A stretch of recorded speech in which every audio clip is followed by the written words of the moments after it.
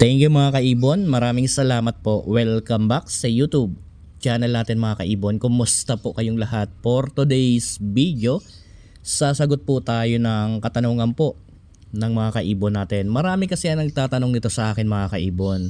Kaya po minarapat ko na gumawa po ng content para po masagot ko ng maayos yung mga tanong po nila. At sa mga kaibon natin dyan na nanonood, sana po magkaroon kayo ng konting kaalaman at konting idea. Ito po yung kadalasan po na tinatanong sa akin ng mga kaibon natin. Lalong-lalo na po yung mga newbie na siguro po merong mga project na red eye. Siguro naglabasa na po ng visual, kaya po marami ang nagtatanong sa akin mga kaibon. Ang tanong nila sa akin, bakit daw ba ang hirap buhayin ng red eye? Mga kaibon, disclaimer lang, ang isi-share ko dito ay base lamang ito sa kaalaman ko at karanasan ko po sa pag-aalaga po ng mga ibon. Sa tanong sa atin kung bakit ang hirap buhayin ng red eye, lalong-lalo na daw yung mga Lutino Opa and then itong mga Albino Opa at yung Crimino Opa, isama ko daw yung mga follow na project daw nila. Bakit ang hirap daw buhayin? Ano daw ba ang sikreto? Mga kaibon, sa totoo lang, mahirap po talagang bumuhay ng red eye. Dahil po ang mga red eye mga kaibon, mahina po ang panunaw po niyan. Kaya po, meron tayong tinuturo na tamang patuka na ibibigay natin sa breeder natin para po yung mga painakay natin na red eye makasurvive. Dahil nga mahina ang panunaw ng mga red eye, kinakailangan po ang ibibigay natin na patuka sa kanila yung mabilis matunaw at malalambot na seeds. Ano ba itong mga malalambot na seeds? Kagaya po ng Canary Plain, tapos ito pong mga sunflower. Kung meron tayong extra budget, pwede tayong magbigay ng outgrowth. So ako po, ang binibigay natin Canary Plain, sunflower seeds. Kung nagkakaroon tayo ng extra budget, bumibili din tayo ng outgrowth. So ano ba ang mixing ng patuka na yan? Bumili po kayo ng for example 3 kilong Canary Plain. Haluan nyo po ng 1 kilong sunflower seeds. Kung may extra budget, haluan nyo po ng 1 kilong Canary Plain, outgrowth. And then i-mix nyo po yan. Yan na po ang ibibigay ninyong patuka sa mga breeder po ninyo na merong painakay na red eye. Halimbawa mga kaibon, medyo short ang budget. Pwede naman 3 kilong Canary Plain, haluan mo ng 1 kilong sunflower seeds. Pwede na po yan. Ako ganyan lang po ang binibigay ko. So kung merong extra, so nakakabili tayo ng outgrowth. Ngayon mga kaibon, unang senaryo, dahil project Lutino Opa, for example yan, or ano pa man na project na red eye yan, halimbawa meron silang inakay na 3, isa lang ang visual. Ngayon, doon sa 3 inakay nang yan, ang patuka niyan, iisa lang. Yung nabanggit lang natin na patuka ng red eye. Ganon pa rin po yan.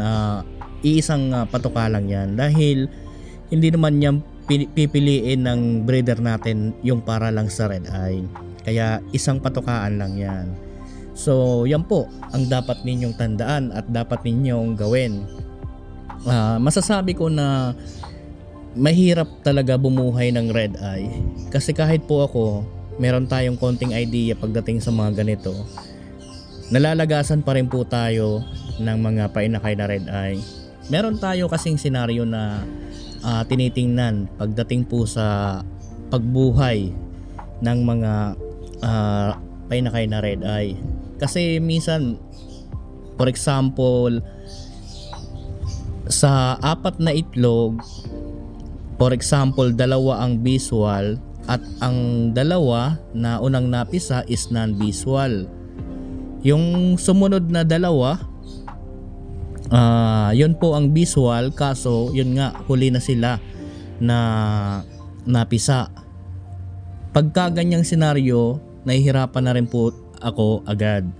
Lalo na po kung medyo maliliit yung mga nilabas na visual. Medyo mahirap yan mga kaibon kasi posible kapag sama-sama yan, madaganan yung dalawa. Lalo na po kung ang breeder natin hindi magaling mag-alaga ng mga inakay. Pwedeng madaganan po yung dalawa at yun na nga, masayang. So meron kasing breeder na magagaling na hinihiwalay nila yung malalaki at pinagsasama yung maliliit. Meron pong mga breeder na ganyan, yung mga magagaling talagang bumuhay ng mga inakay. So swerte natin kapag po nag-project tayo, nauna po na lumabas, naunang mapisa yung mga visual. So doon pa lang okay tayo dahil nauna yung mga visual kumpara doon sa mga non-visual.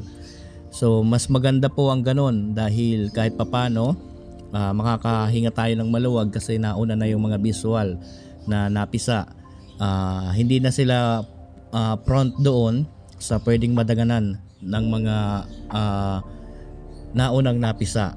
So yan po ang medyo mahirap na senaryo kapag po nagpa-project tayo, lalo po kung malalayo ang agwat ng pisa tapos nahuhuli yung mga visual na napipisa.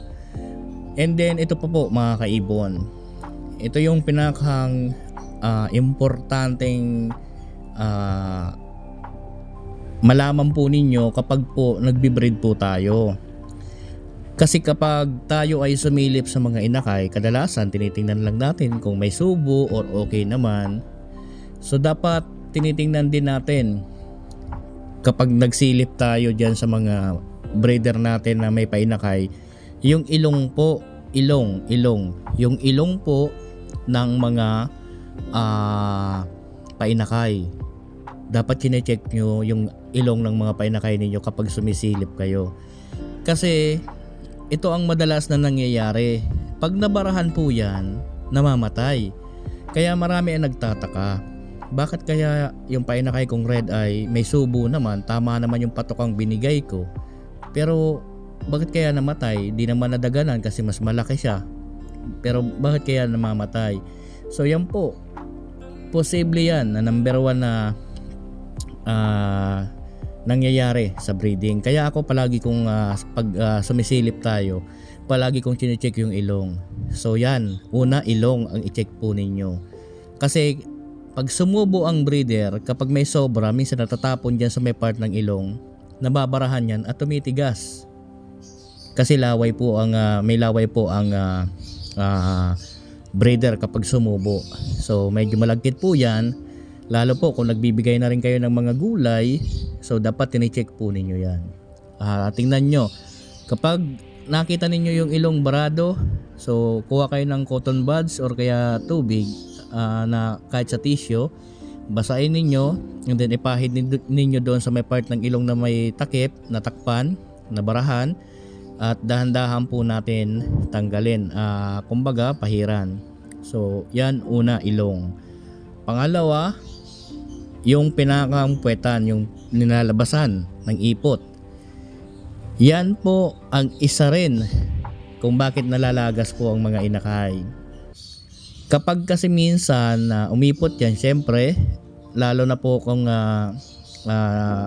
inakay pa, medyo malapot pa po ang iniipot ng mga inakay.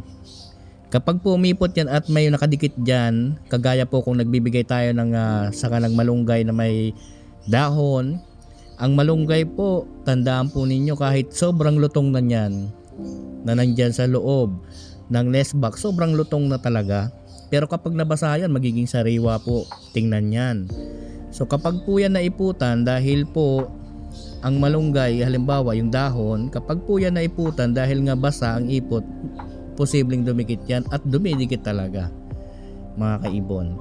So yan ang dapat ninyo rin tingnan.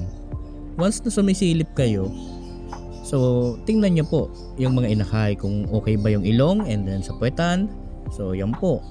ang dapat ninyong tinitingnan. Kasi marami talaga nagtataka.